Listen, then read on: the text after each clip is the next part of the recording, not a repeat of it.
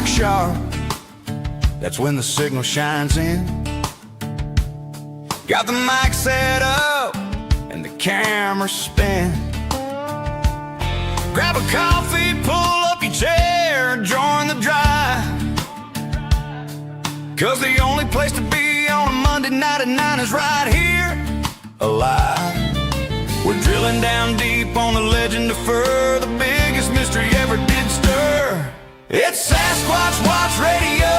Tune into the same with Gary Kendrick hosting with King. He's heard the howls, he's caught the form's trace, a true seeker leading the chase. Something stirs out in the shadowy wood. Let's uncover it together, just like we should. The team is geared up, the map is laid clear. We bring expert voices where the facts appear. We feature top names on this digital plane, from Meldrum's big theories to Strange Rich Strain. With Lyle Blackburn and Scott Violet online, we chase the elusive one sighting at a time. It's Sasquatch Watch Radio. Tune into the screen with Gary Kendrick, host of the scene. He's heard the howls, he's seen the dark form, a true eyewitness leading the storm. Something is lurking out in the dark wood. Let's find it together, just like we should. We give you the legends, the truth laid raw, and a unique track for the tale of the law. So subscribe to the channel, heed the lead. We're planting knowledge, pulling up the weed. Yeah, Monday night, 9 Eastern, YouTube Live. Sasquatch Watch Radio, where the quest thrives.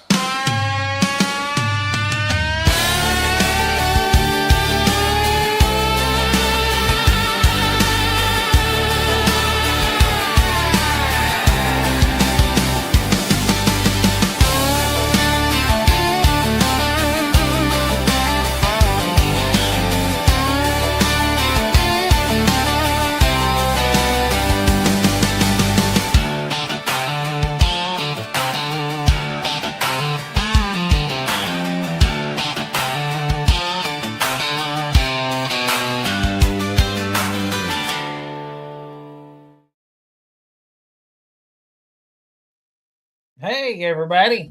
It's Monday night, November the 24th, 2025, and you're watching Sasquatch Watch Radio. We have a guest coming on, but he witnessed a slight accident up in Alaska, so he's currently on the side of the road with the Alaska State Troopers. I figure we'll go over a few things and wait on him to get in. We've got Fred Roehl on tonight. Fred is an oral historian, a Curyung Tribal Council member. He's collected over 200 accounts of the hairy man from up in Alaska, and I'm really excited to have Fred on tonight. He's got a truly interesting encounter story from about 2006. So hopefully we can get into that. Everything seems to kind of happen when you don't need it, I guess. But, that's just the way things are. We all just need to take a little time, I guess, and be careful. It's a rough world out there. Accidents happen, but, you got to take care of each other. That's the main thing.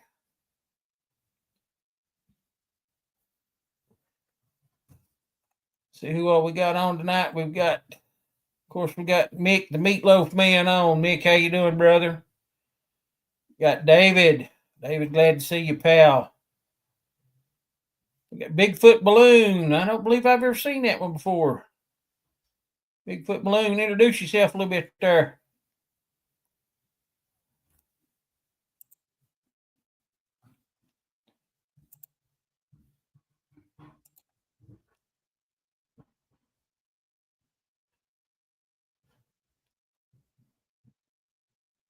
Yeah, there's been some. Oh, that's George Garcia. George, how you doing, pal? You threw me with that one.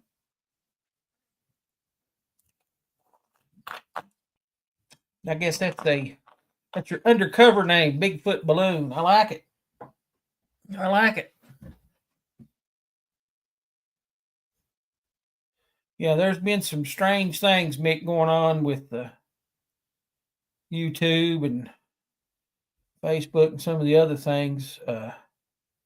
Sometimes they don't play too well together, which is odd because it's all social media now. And that's kind of the way things goes.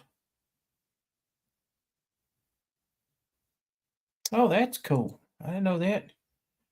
George Garcia, aka Bigfoot Balloon, said he used to own his own hot air balloon. That is cool.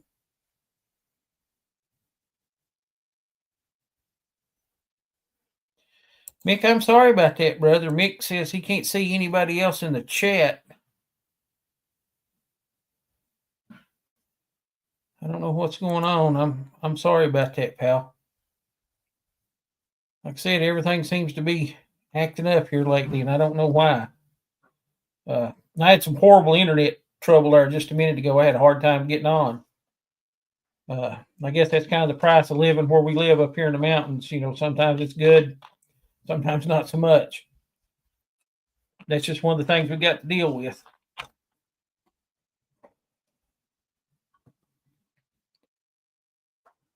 Mick David says the same thing. He can't see anything else either.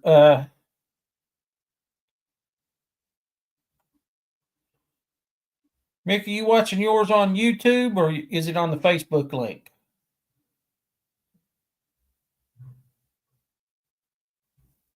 David, I'll ask you the same thing. Are you on the YouTube channel or the Facebook link?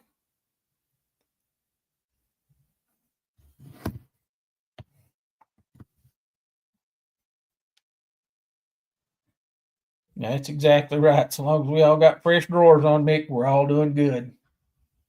Yeah, you and David both are on YouTube. I don't understand what's going on.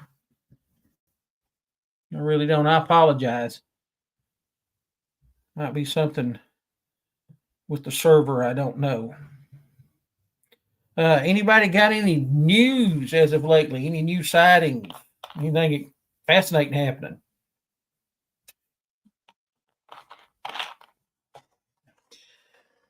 I'll tell you an encounter that was told to me when I worked the Wood Booger Festival up in Norton, Virginia. Had a man that was telling me about an encounter that happened in Wise County, Virginia when he was young. And they were running through the field playing, and Sasquatch just kind of stood up in the field with them. And they just kept running, and they ran back to their house. And kind of here in the mountains where you kind of build on the side of the mountain, sometimes you got like some steps that you have to get up to get into your yard. Well, there was 3 8-inch concrete steps that led up into the yard. And the boys ran up into the yard, and this thing came right to the edge of the steps and was standing there. And this guy said they were all of about a foot away from it. And they could see it breathing. They could see its hair moving. They could see its nostrils moving. Said it didn't make any noise. It didn't have any aggressive activity or anything. It just stood there and watched them for a second. And then there was a vehicle that was approaching, and it just took off. And I'm just going to tell you, being a small child and seeing something like that, I don't know what I'd have done. I would have probably needed some new drawers, Mick.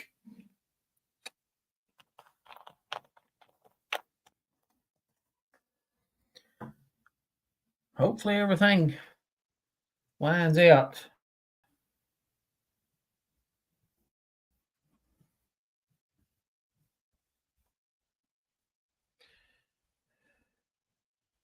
Yeah, Mick, I've seen that.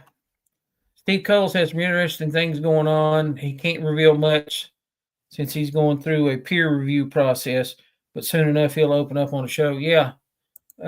I think Steve and him may have actually had some had a promising DNA sample from what I've heard.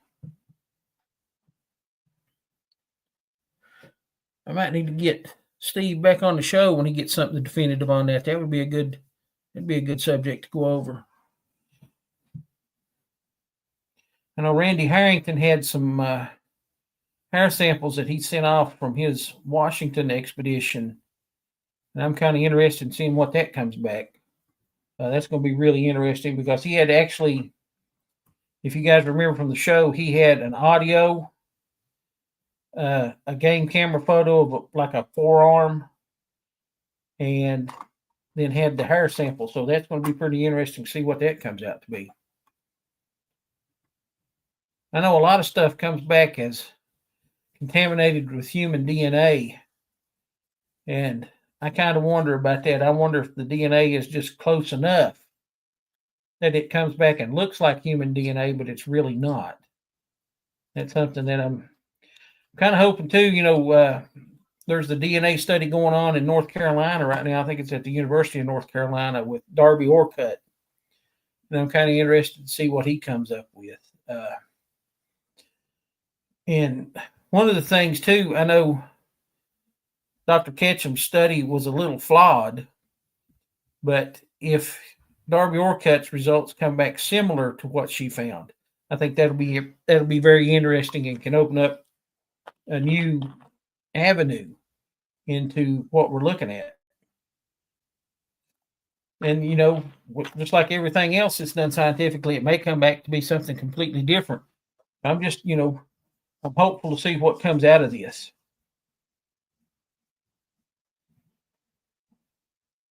Be interesting to find out. How's the weather holding up in Canada, Mick? Got cold up there yet? Georgia, it gets pretty cold in New Mexico too, best I can remember. I haven't been in New Mexico in a long time.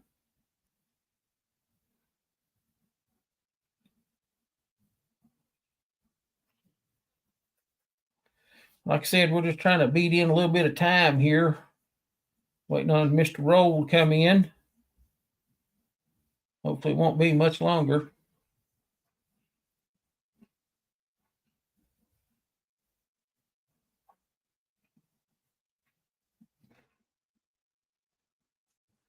David, have you heard anything lately? Anything new going on?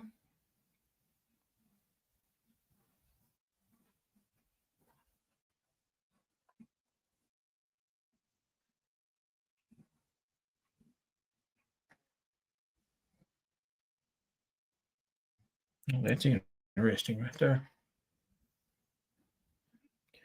Both Dr. Haskell Hart and I can't pronounce that, Mick, agree that the possibility of human DNA could be the result of earlier crossbreeding. I don't know, Mick, about the Canadian natives. A lot of the natives from here, around where I live at, they have tales of Sasquatch that would take females for breeding. So there's a good possibility that could happen. Yeah, we had Mick. We had a lot of sun today too. It got up there pretty good. David says he's trying to fix the chat thing, but no luck.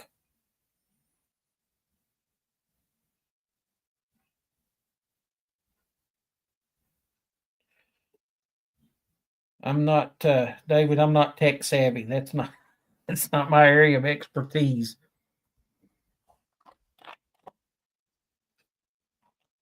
If it was something to do with a little bit of farm work or something to do with hunting or fishing, I could probably help out. But other than that, not much.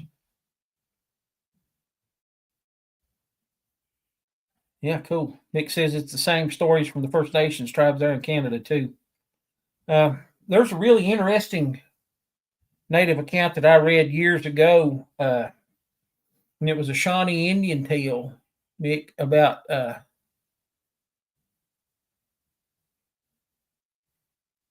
hang on a second here. Let's see. George says, new story that came to his email today. FBI released Bigfoot's official file. That would be pretty neat.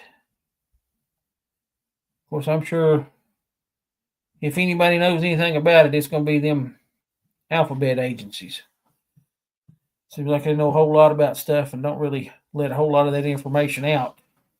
But Shawnee tale was that Shawnee warrior had he paddled across this big lake to an island to hunt, and got caught over there at night.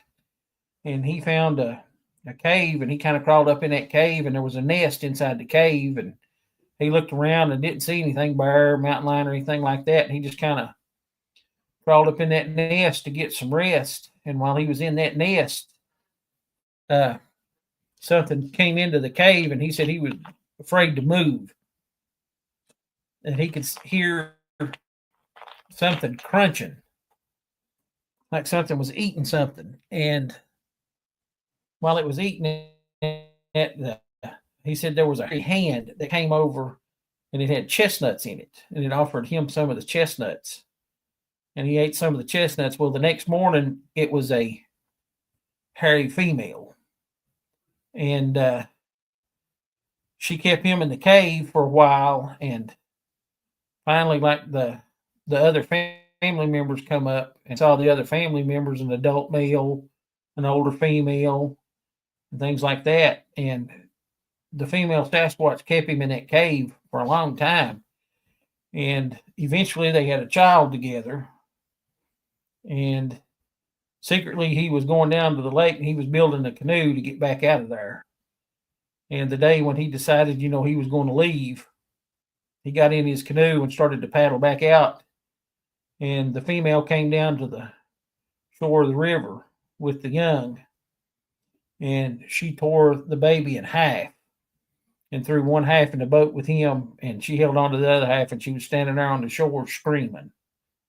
So that's kind of a pretty harrowing tale. But yeah, there's a lot of stories about Sasquatch breeding with humans. There was one in China, I think it was, and they maybe did some testing on a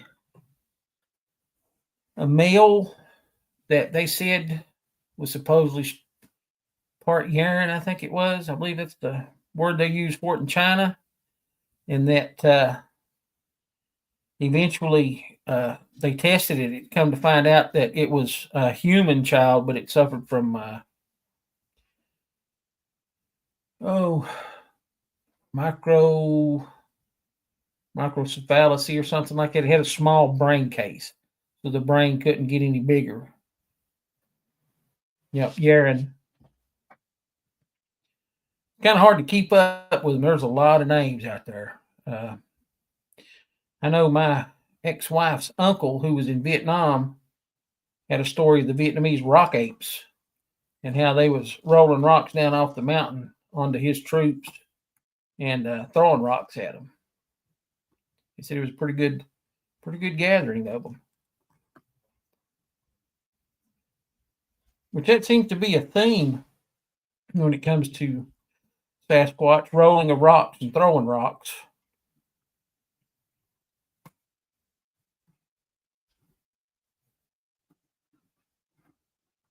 It'd be pretty interesting. Ren means person in Chinese. Yeah, that's kind of interesting. That's kind of interesting, Mick. I know, like the orang pendek in the Indonesian language, that means little person of the woods, orang pendek.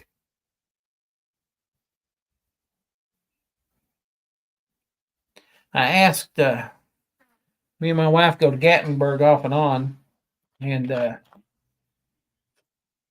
we was eating at Japanese steakhouses there, and the people that were working there were Indonesian. And I asked one of them if they'd ever heard of the orang pendek, and he got to laughing. He said, "Yeah, that's me."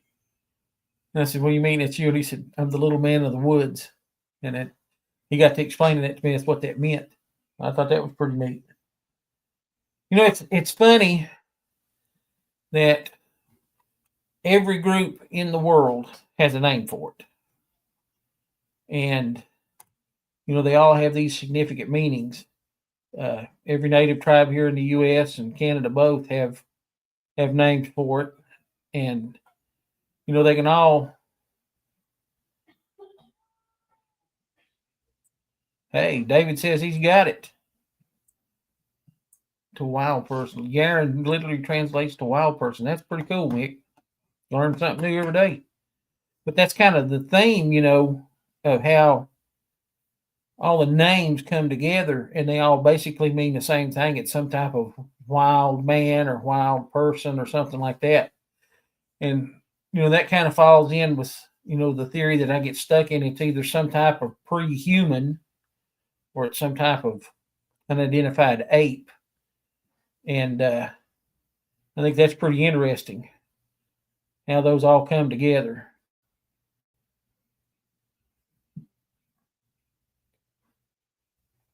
Glad to see everybody on and can see each other now, I hope. Mick, can you see the rest of the chat now?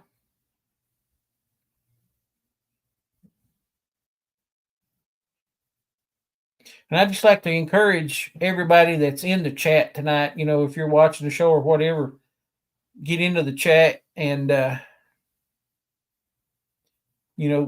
interact. It's always good to get in. We can all learn something. All right, Mick says, I'm not convinced that all wild people seen around the world are the same species. That's an interesting thought. I'd never really thought of it like that before, Mick. I think there might be, like subspecies, when we when you get to looking at it, I'm sure that the Sasquatch that we have here in the United States is vastly different than, just like George brought up, the Yowie of Australia or the orang pendek. I don't think they're the same. I think, throughout evolution that the two species have kind of split. And all that. Lord Mick and David's jockeying for naked open mic night, it looks like. David, I'm glad you said that because I'll just tell you right now, brother, I don't look good naked anymore.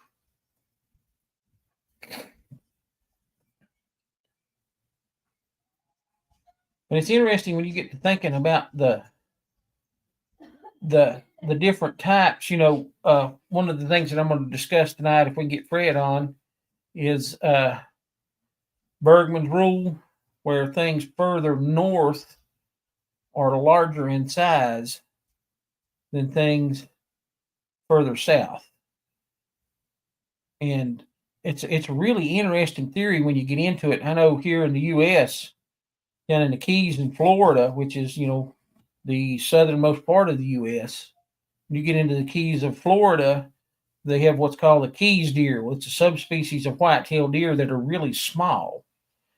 And, the further north you go, the bigger the deer get, the white-tailed deer get, with their subspecies and things like that.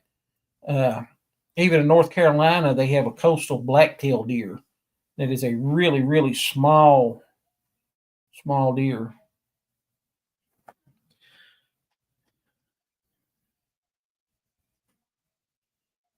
Yeah, they all are different mixes. If you go by the description, they differ. Yowie, Yaren, Almasty, Sasquatch, Orang, Pendek. Yeah, they all do differ. And it's not just with size either. It a lot of color and behavioral patterns and things like that change as well. Like I said, here in the U.S., I've had a few rock throwing incidents, personally here in the U.S. And that's something that seems to vary. You don't hear a whole lot of rock throwing and things like that from up in like Australia and places like that. And yes, Mick, I have seen a vampire deer. I think it's a musk deer, I believe. I believe that's the name of it. They have fangs. They have two fangs that stick down, like long tusks to the top of their mouth.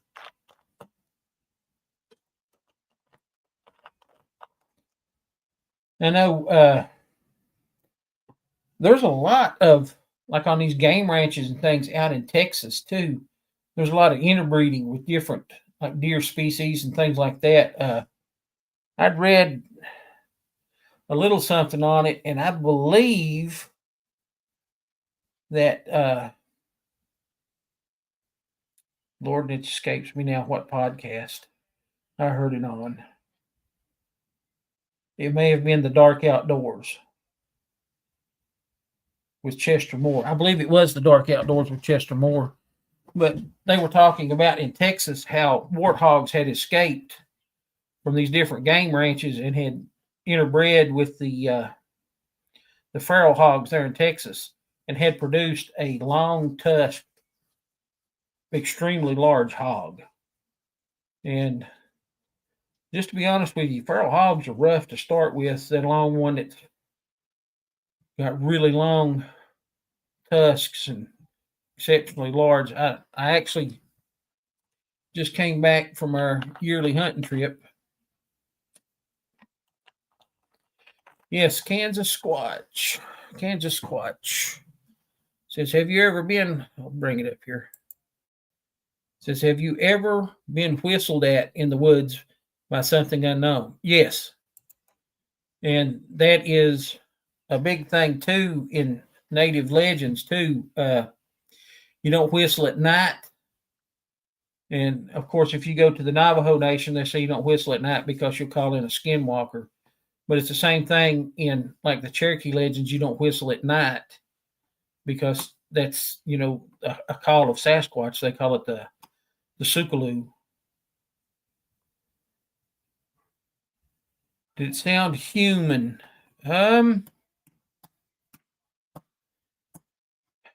Yes and no. Sasquatch, if that answers your question, it kind of did. Because honestly, there's not that much that whistles, especially at night. I know some ducks whistle. That's something that my youngest son has got me into here lately is duck hunting. And some ducks do whistle, but you don't have those kind of sounds at night, which is really weird. And that's an old Appalachian thing too. Is something my grandmother always said: don't whistle in the woods and don't whistle around a graveyard. And another thing too, Sasquatch, is if you it's an old legend around here too. If you hear your name being called from the woods, don't ever go to it. Of course, like my great grandmother, who was very religious, said that was the devil calling your name. But I've heard several accounts of Sasquatch mimicking like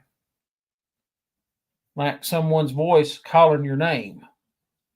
And we had a guest on the show one time, and I don't remember who it was now, that said that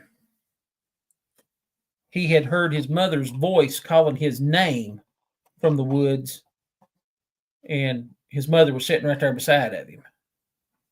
So I've heard that quite a bit too, about calling names. I believe Sarah Brown, I believe is her name. She's with the Sahalish Squatch, I think, out in California, maybe the state of Washington. I think it's the state of Washington. And they said that on her property, she could hear what she thought was Sasquatch calling her name from the woods. Something maybe 2 a.m. in the woods in Arkansas. And Ken Squash said he heard something whistle at him at about 2 a.m.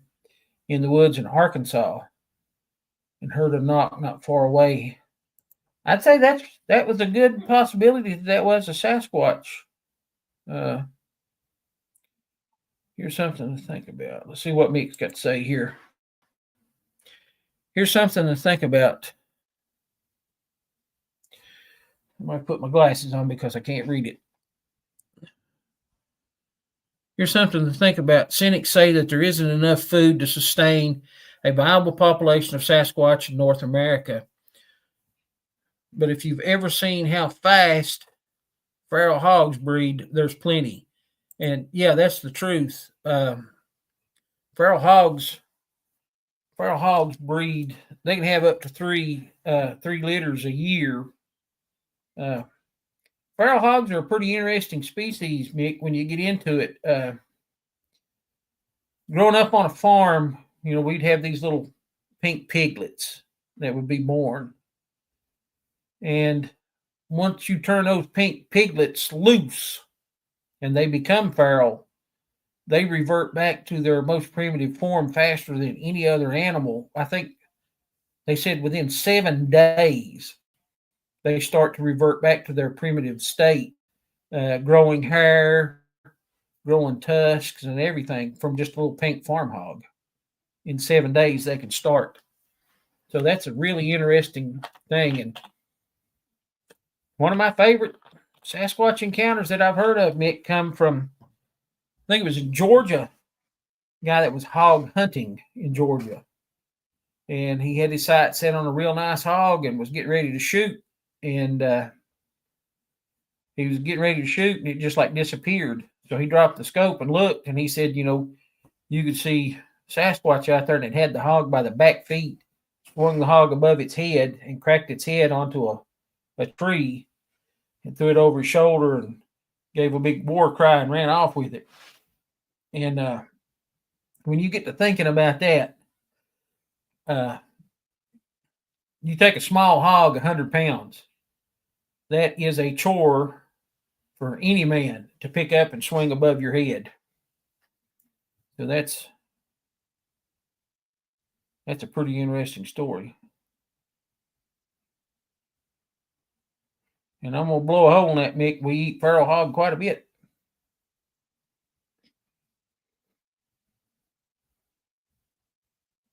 As long as you cook it really good, that's something you don't want any, has to be cooked really well done. But we've had several things out of the wild hogs that we've taken that we've eaten. Pork chops, some of the best pork chops I've had in a long time came from a wild hog.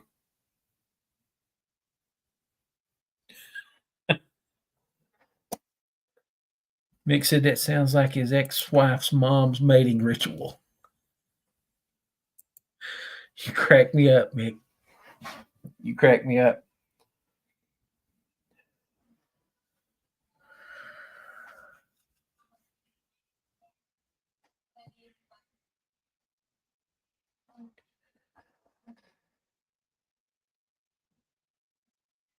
Let's see here. Yeah, I've got to go back to my glasses.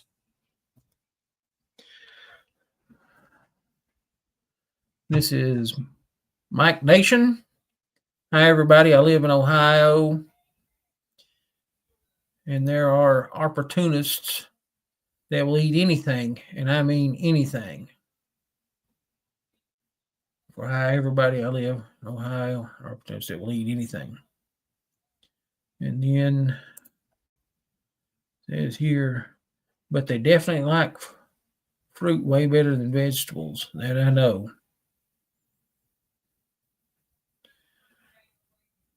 Salmon in a can. Mike Nation, I'll tell you this too. There are lots and lots and lots of native stories of Sasquatch coming in and raiding their smokehouses for smoked fish, salmon, trout, things like that. And there were several Indian tribes throughout the U.S. that would set aside so much of their catch that they caught and smoked throughout the year just for that, so as not to cause any type of conflict.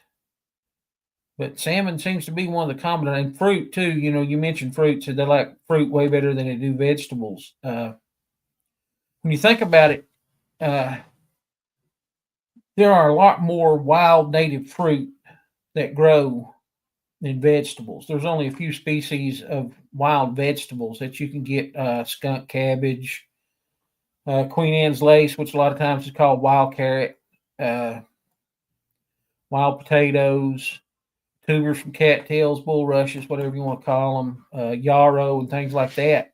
But there's a lot more fruit that grows in the woods. Like one of the large fruits that we have here are pawpaws. And I know everybody's going to look at me like I'm crazy, but it's a fruit. You can look it up. It kind of tastes like a cross between I think it tastes like a banana and a pumpkin combined. And that's a big one. Apples grow pretty much throughout the entire U.S. And that's always been something that I think that they feed on quite a bit. And there's several wild apples that grow. Certain types of crab apples and things like that. I think that's a pretty good source. I'm 100% in the camp that Sasquatch is an opportunist, that it will eat anything. It's omnivorous. I'm pretty sure it will eat meat. It will eat plant material, whatever it can get. And with the thing that Mick said there, that there's not enough forage in the U.S. to feed a large population. I'll say this too, as far as the Native Americans go. Native Americans lived here for a long time foraging on what they could get. And that's just, common knowledge. We had natives here for years, so obviously there is enough forage to feed a large population. Just think about the amount of Native Americans here prior to, Columbian contact, and they lived off the land 100%. They didn't have anything coming in. So, yeah, there's plenty of natural food in the woods for Sasquatch. It's pretty common among First Nations. Sasquatch raiding their food stores, even going into their longhouses. Yeah, there's a lot of stories, Mick. Even here down in the States too, from native tribes about how they would raid food storages and smokehouses and things like that.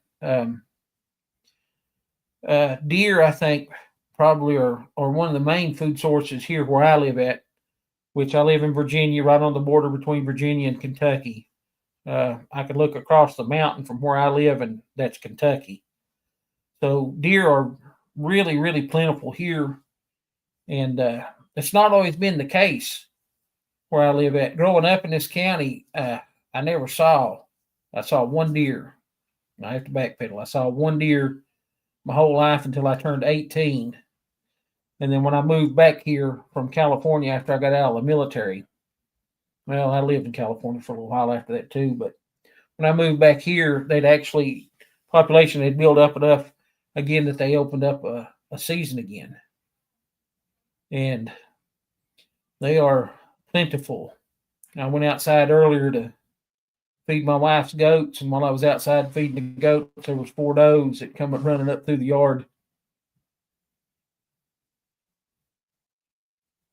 Yeah, that's true, Mick. There were thousands of millions of buffalo that roamed on the plains and things like that too. But there was large herbivores, elk, deer. You got moose up in the northern areas, antelope, things like that. Like I said, I believe that Bigfoot has some pretty solid hunting strategies, along with its foraging capabilities. And then too, I hate to say it, I kind of pride myself on being able to survive just about anything based on, my military history and, things like that. But I lost the refrigerator in my camper this year, about a month before the camping season ended. So I went the entire month of October without a refrigerator. And I'm just going to tell you right now, that's hard. That is hard when you don't have a refrigerator. And, when you think back on it, everything back in the day was smoked or something like that. So I'd say Bigfoot did raid a lot of smokehouses to get stuff. even today, there's lots of stories of people hanging up deer in their meat sheds and coming back and the deer being gone. So I think any opportunity for easy food, Sasquatch is going to be there taking advantage of that without fail.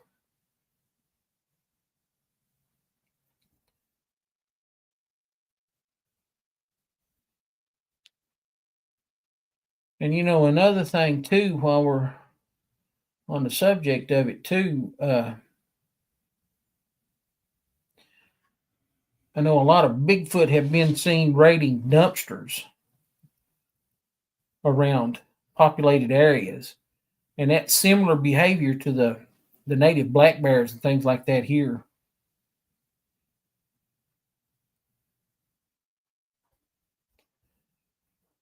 Yeah, George Garcia says that he has in New Mexico. He's never seen a live rattlesnake, but he's seen many rattlesnakes flat as a pancake on many roads in New Mexico. And I'll just tell you right now, George, you can keep all them you want. I don't want nothing to do with no rattlesnakes.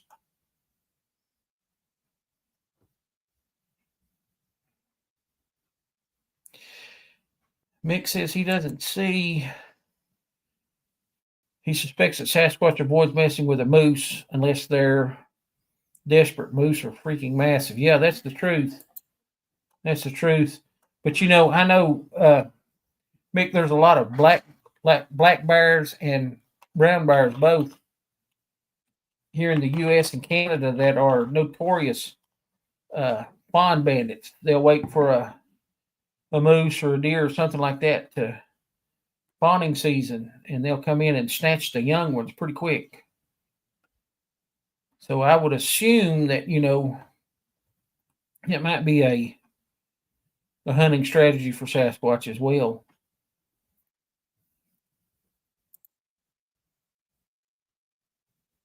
Rattlesnake is good eating. David, I'm going to have to be really, really hungry before I eat a snake. Things are going to have to go bad quick. I've got to think about snakes. As long as they leave me alone, I'm out. We've got a pretty good population of rattlesnakes built up, but they're not in the part of the county where I live at. Mostly up towards the mountains and the higher elevations. They have a lot of them there. And that's something too. We never saw rattlesnakes growing up, and just all of a sudden it seems like here they are, and that's something too that I've been researching on quite a bit too, is we've had a lot of repopulation of large ungulates here in the U.S. Deer populations are going up, elk populations are going up, moose populations are going up, things like that. And then too, with that, there's a surge in predators too. I never saw a bear in my whole life, and now we have a very large population of bears here in this county. And I think it's directly related to the amount of deer that we've had that's repopulated in this county. And it wouldn't surprise me that, it seems like there's been a lot of sightings here over the past 15, 20 years. And I think that may have something to do with the amount of wildlife that is repopulating in the United States. And I'm sure up in Canada as well. But it's kind of incredible to think about it. And that could be the reason why we've started to see a larger influx of Sasquatch sightings here in the U.S. is based entirely on the amount of game that has kind of come back in the U.S. The fisheries are really doing a lot better than they were when I was a young boy, too.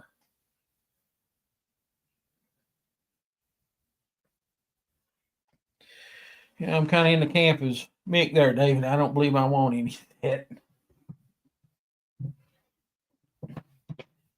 But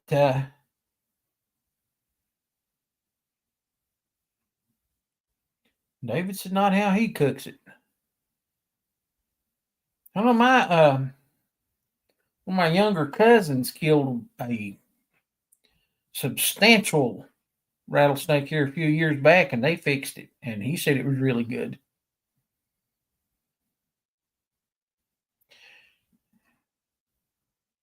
And George Garcia says rattlesnakes is not as scary as centipedes are. That's something else we don't have to deal with here is centipedes. We have some, but they're small. Something like this. Not very big at all.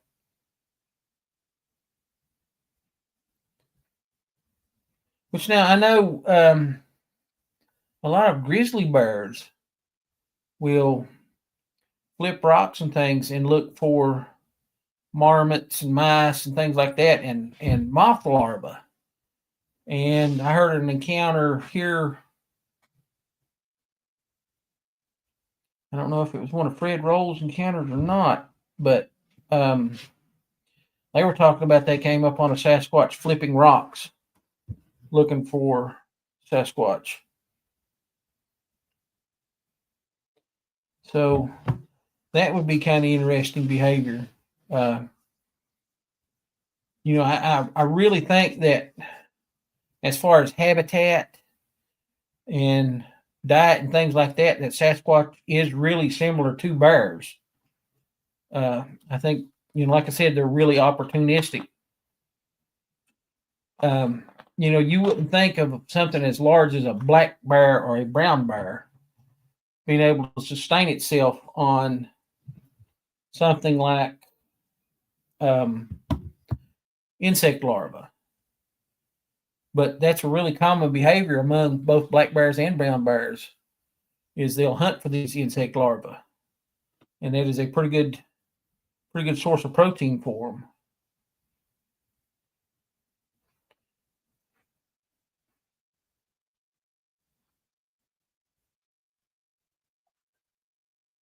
Yeah, that's true too, Mick.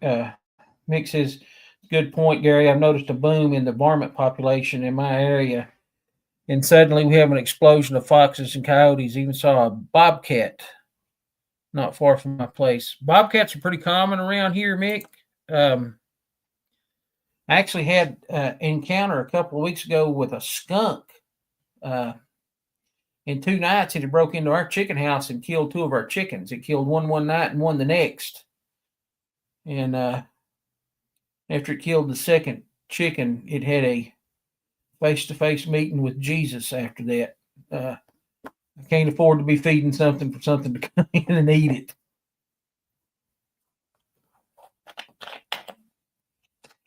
But yeah, we've had a really big coyote explosion around here as well. And that is also a notorious fawn thief right there too. Coyotes, when the coyotes first started moving back here, Mick, they really put a hurt on the turkey population in this area. And the turkeys have actually come back pretty good, from that. Anytime I think where you have a big change in the natural prey and predator situations, that there is that opportunity there for something new to move in. And like I said, I think that has a lot to do with what I kind of call urban Sasquatch. Like even in the town here where I live at, which of course we live outside of town, me and my wife do. And even in the town, the deer population has gotten so thick in town that you can't have anything out. You can't plant flowers outside. The deer. My dad lives in town, and whenever he plants his flowers, he loses about 50% to the deer coming in and eating them. Mick says bobcats are not common in southern Ontario. Up in Algonquin Park, they're plentiful. Yeah, that. And I'll tell you something that's odd too. My mom got a really good game camera photo several years back of. At first, she thought it was a bobcat, but I looked at it pretty close, Mick, and it looked more to me like a northern lynx. The coloration on it was wrong for a bobcat. Usually, bobcats around here are spotted, and this was almost a solid color, and it had fur that stuck up off his ears about that far. And bobcats don't have that. So I believe that might have been, some type of lynx that had worked its way down here. And two, the feet on it were different too. The feet were really big. Now that I think about it, bigger than the bobcats. So I'm pretty sure it was some type of lynx that had worked its way here. And with that being said, two different animals moving to different places. We all talk about the possibilities of whether Bigfoot has a home range or whether Sasquatch may have a migratory route. And, I actually think it's kind of both. I think they do have a home range, but I think within that home range, too, you're going to have migratory animals. Like you may have a younger male that gets kicked out of his family group, and they can migrate a pretty good distance, I believe. And I think that that's why we have some transient Bigfoot moving through areas where there's really not much history of them.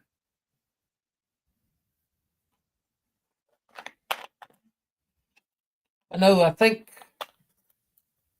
they found a mountain lion somewhere up north. I want to say like Vermont or somewhere like that had been tagged and collared in Montana.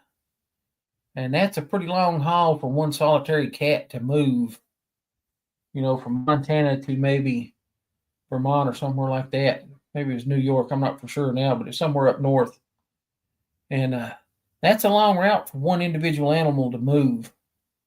So, with that being said, that kind of leads some credence to the fact that, you take a young male and he's trying to find his own habitat, his own environment, his own home range or whatever. And they could migrate for hundreds of miles. So, there's lots of theories and lots of thought out there about, different types of behaviors and different types of environments that they live in. I know some people. Let's see what this is here. Mick says some people have picked up on cougars on their security cameras at their cottages in Ontario. Ontario doesn't have any. Mick, I'll tell you this too. Officially, the state of Virginia does not have any mountain lions in it, but I have seen 3 in this county. And one of those was black. And I know, the DGIF says that they can't be black because it's not one of their color patterns.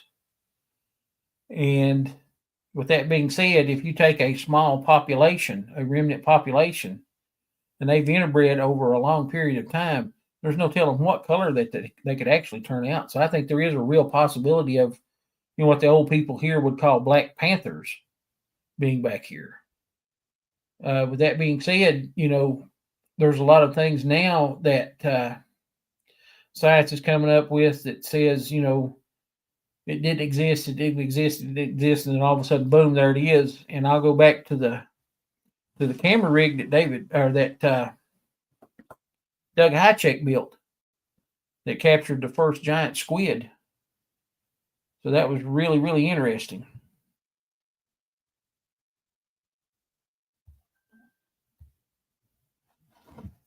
I'm getting a message here. This may be Fred.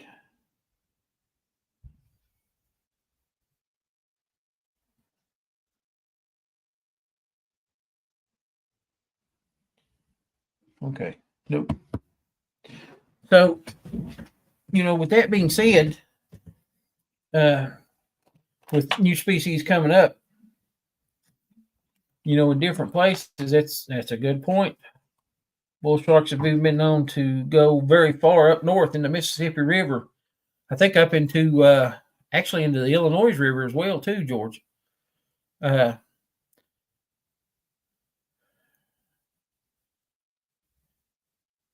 Mick, there has been some jaguar sightings, and that's something that's fairly new. They've moved back into Texas, and I think they've been seen even as far as Louisiana now. which Texas and Louisiana are pretty close anyway. But that's something that had been hunted out a long time ago here in the U.S. was jaguars, and they've made a comeback too. And there's a cat species out there too that's coming into the U.S. from down south, the jagarundi, which is a jaguarundi, ever how you want to pronounce it. It's a really unusual looking cat, and they can be black, all black. Jaguars can be all black. Most of your spotted cats have a melanistic phase to where they can be all black. There's even been a few bobcats that are spotted in a melanistic phase, being all black, which, relating that to Sasquatch, which, I try to keep everything relating to Sasquatch. I think that's why there's a color difference in a lot of different places. I don't think they have the same coloring everywhere throughout the U.S. I think it depends upon realistically where they live at. When you get into like some of the sightings that they've seen in Louisiana and places like that, they talk about them being kind of green. And I think possibly the green coloring that they're seeing down in like Louisiana and places like that is, the possibility of a human environment. You may have some type of mold or something, or some type of algae or something growing on their fur. And I think that's a real possibility, especially if you stay wet, you'll see that. I know in Japan, it was really common for your leather boots. They would like mildew overnight. You'd have to clean them off quite a bit and keep them shined really well to keep that from happening. But I think the color variations that we see a lot in the different Sasquatch species is an environmental adaptation that they use for camouflage and concealment throughout different places in the U.S. It would be, really advantageous for an animal to be able to blend in with its surroundings so well that it can't be seen. And I'll go back to the Bob and Kathy Strange story that we talked about on the show with them, where Bob went and looked and in this gully, and he saw these two logs laying in this gully, and he knew they were logs, and he couldn't cross across them. He was going to try to step on one of them. And he's like, hey, it's the first day or two here, and I don't want to slip and fall and break a leg, So he didn't try to step down onto the log and move across the log. Well, the next day when they went back to check, there was no logs in that gully. So that was probably the two Sasquatch that Kathy had seen that day, and they were just laying down and being still and just blended in so well that, you can't tell the difference. And people will argue the point that, it can't camouflage itself in that well. And the reason it can't camouflage itself in that well is, nothing can camouflage itself in that well. Well, I've, old United States Marine, and I'm here to tell you right now, it's not, anything big for a fairly large, young 200 and some pound Marine to lay down in the grass right in front of you and disappear. So that's all relevant. It could happen. Let's see. I think it's Kevin Platt, I believe. Let's put my glasses on, Kevin. I'm sorry. I'm in Washington State. Oh, no. I'm in Washington State. Mountain lions is all we have. Yeah, that's, Washington State's pretty famous for them. I've never been, around anywhere else. All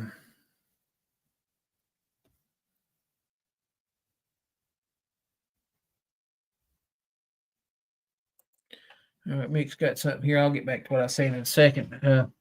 I don't align myself with Robert W. Morgan much, but he has a good classification theory about the different types of Sasquatch in the same species. I've never heard of him, Mick. I'm going to have to look that one up.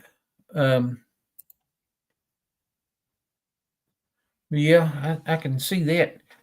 I've often wondered about that. I have read some accounts from up in Canada, Mick, of a type of Bigfoot that's called a gugwe, and the gugwe species has a more elongated snout, almost like a baboon. And if I'm not mistaken, which it's been a while since I read this, that there is some kind of maybe Algonquin legends that the gugwe were face eaters, that they would actually attack and eat people. I'm going to have to look that up, Robert W. Morgan.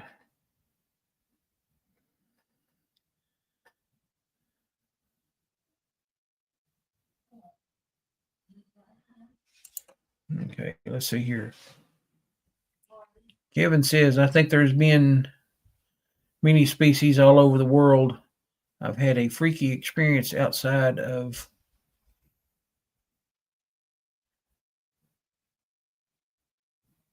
Tonasek, Washington.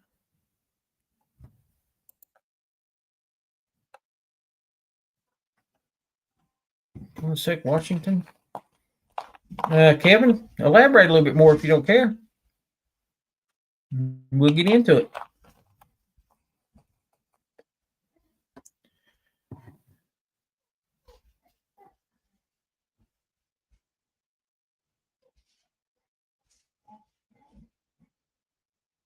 Tonasek. Sorry, I'll butcher some names for real. It's skid operator. I bet you work as a logger somewhere, skid operator.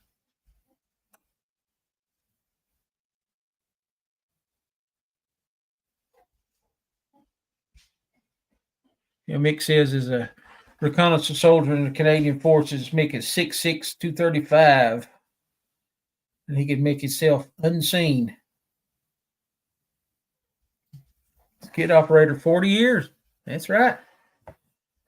Skid operator, you from up around Washington State or out west somewhere? You know, that's kind of the thing about our area is it logged out a long time ago. There's really not any true old growth forest left here. We're kind of hit and miss when it comes to, you know, extremely large trees, but out in, you know, Washington, California, and Oregon, there's still quite a bit of large timber out there. And I know they work in the forestry department logging and things pretty regular. It's an extremely dangerous job. Extremely dangerous job. Around here, probably about one of the largest logging industries that we have is pulpwood, which is some of the younger pines and things like that they take out and a few of the scrub trees for paper manufacturing, things like that. Mick, don't feel bad. I weigh probably about twice what I did when I was in the Marines. So I probably couldn't fit my entire uniform across one of my legs now. That's the sad part.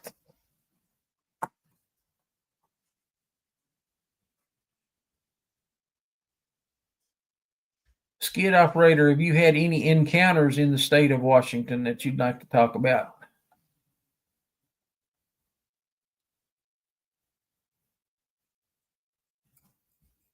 We'll give him and Kevin Platt a minute to answer and see.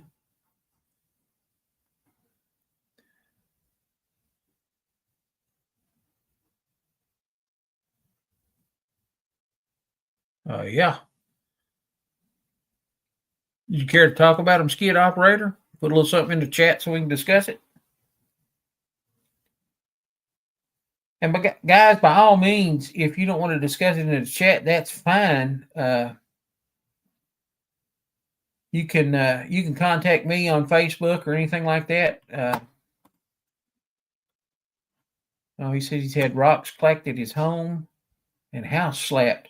I'll tell you what, that is a really common instance, house slapping. And I'm not for sure if, you know, what the purpose behind that is. but I have read a tremendous amount of accounts about the house slapping. Weird talking outside too from the skid operator. That's interesting. I know we all in the Bigfoot community, we all have a lot of kind of animosity towards each other based on our beliefs, as what we believe in and things like that. But there are a few things that we all agree on. And Ron Moorhead has some of the out there kind of theories with his quantum Sasquatch, which I'm not going to deny it. There's a strong possibility that any of that stuff can happen. I try to use more of a common person thing when it comes to, I'm kind of an outdoorsman, guys, and when it comes to that, I try to deal more with common animal behavior, such as, the house slapping and things like that. What would an animal do? Why would it do that? Why would it slap a house? And things like that.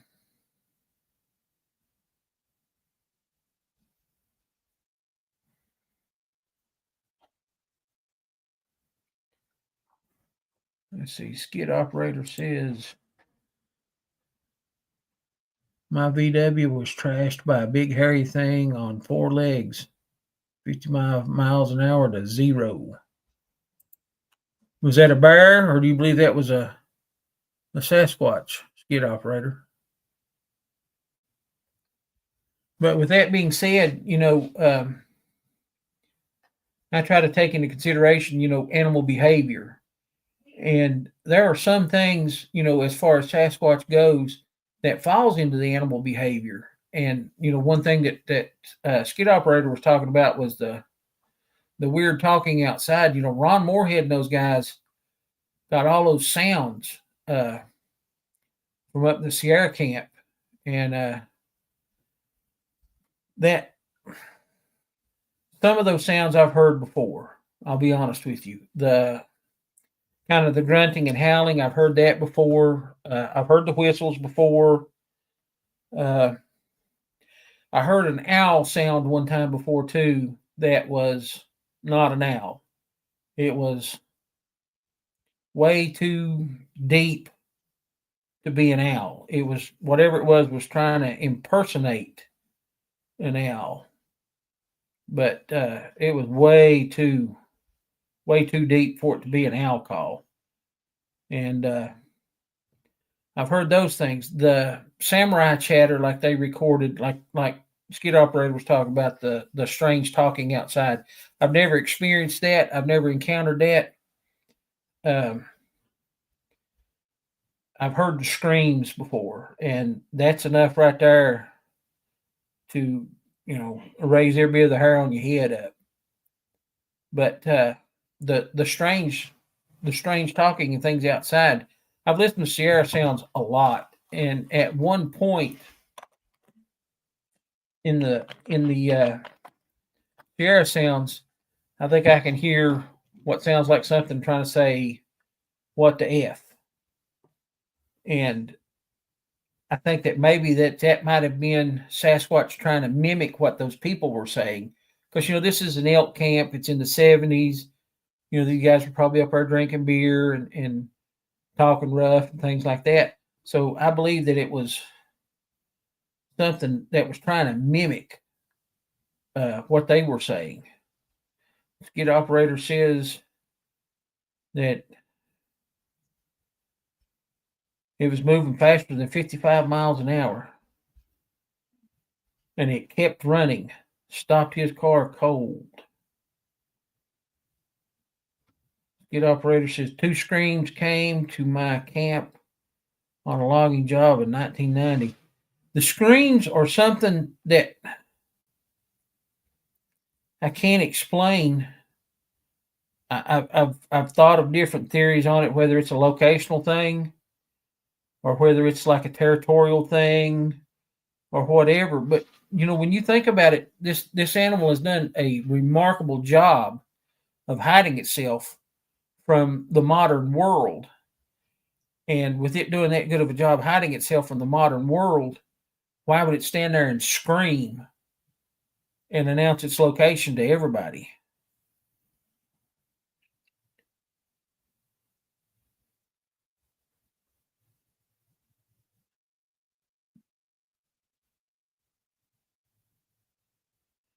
Yeah, he's skid operator says two screaming creatures sounded like women on fire.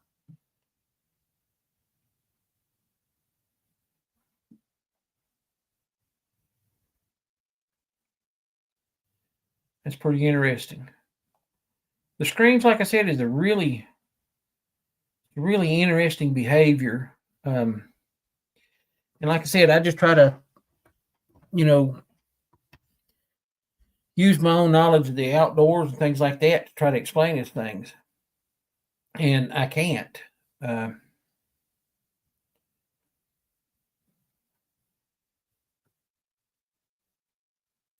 uh, Kevin Platt says, bang sound against a tree trunk, then tree knocked down. No storms, really weird. And I'll just say this too, for anybody that's out there on the chat or anything like that, if if you're an outdoorsman or anything, it is kind of rare to be outside and hear a tree fall. Now, I'm not saying it's not possible. It's not something that you hear every day. But with that being said, too, in one instance, Kevin, where I was fishing with some friends down below my house, we actually heard a couple of trees get knocked down. And the guy that I was with said, "Oh," he said, "I guess that was Sasquatch." And I said, "No, that was just the same tree falling 3 times."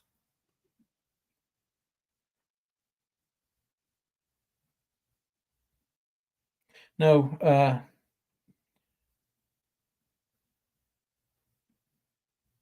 stoned picker. Fred's not on yet, and I'm gonna have to close out the show here pretty soon. Fred was witness to an accident, and he was on the side of the road, and he was helping and dealing with the state trooper. So we'll have to wait and see. May have to have him on next week.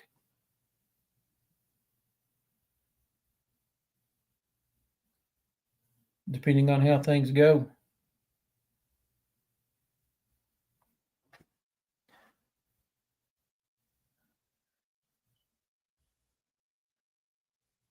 Oh, that's pretty interesting.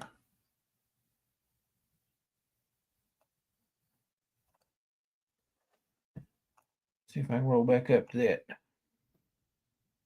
Skid operator said when they converged on his camp from opposite directions, they quit screaming and started busting up a lot of wood. That sounds to me like an aggressive type behavior.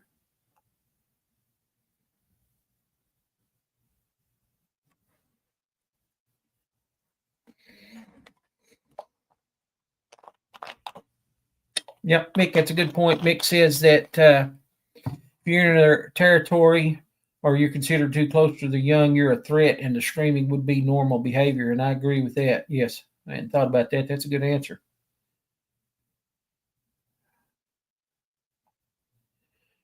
Yeah, stone picker, I'll agree. Anytime that you can step in and help somebody out, that's a good thing. That's a good thing.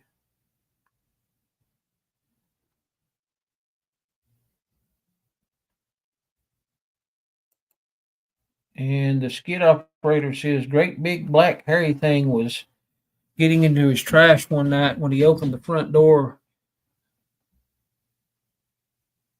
It jumped 30 feet.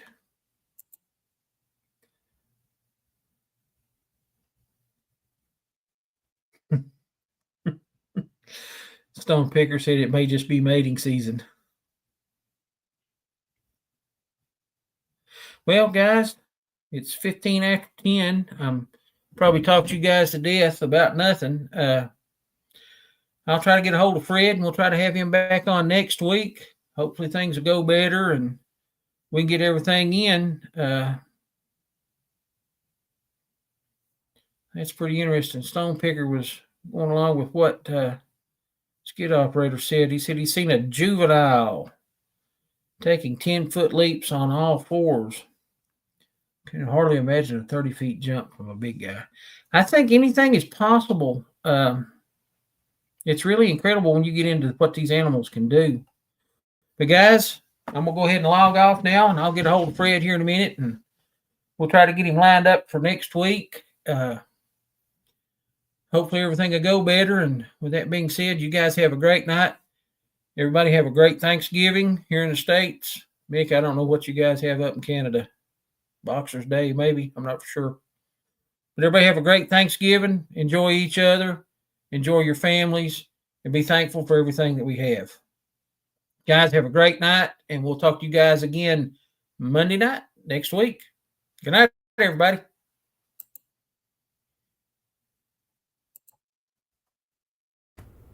Thanks for tuning in to Sasquatch Watch Radio. We truly appreciate each and every one of you. Stay connected.